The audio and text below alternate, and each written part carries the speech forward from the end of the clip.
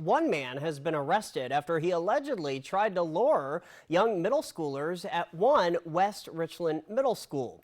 But new tonight, I spoke with a parent who spoke out on this issue during last week's school board meeting at the school district. New at 6, we're digging deeper. And I really don't care if the police department says, hey, could you just keep this under the rug? We don't want to mess up our investigation. Screw your investigation. You need to put our students first. Every single time. Karen Chapin is concerned, and she shared those concerns first at the district's board meeting last week, and today with me.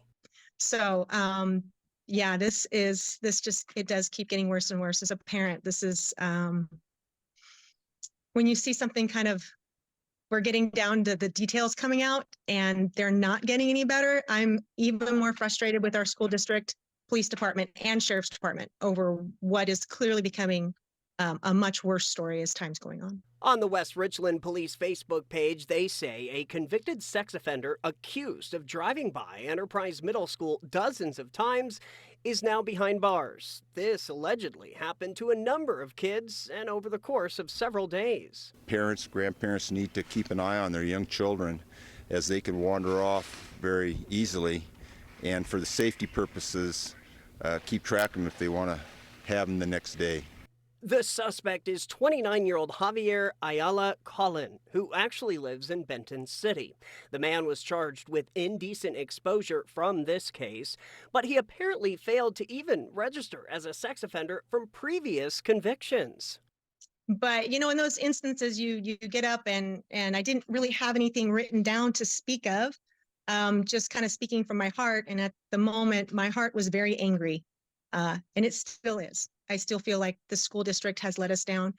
The latest incident in mid-February involved a student who told school staff that a naked man in a black Subaru asked the young girl for directions and tried to get her into his car.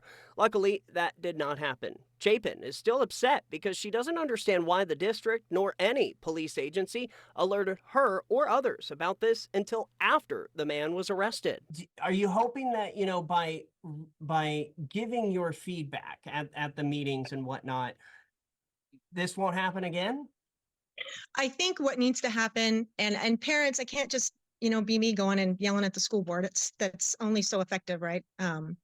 What really needs to happen is the school board, the Richland School District, needs to decide what they're willing to do when cooperating with law enforcement investigations. And they need to put a policy in place that's written so that our principals from here on out know there's certain things that we're willing to cooperate with to this level, and there's certain things that we're not going to cooperate with at all. People need to be aware and keep their eyes open and try to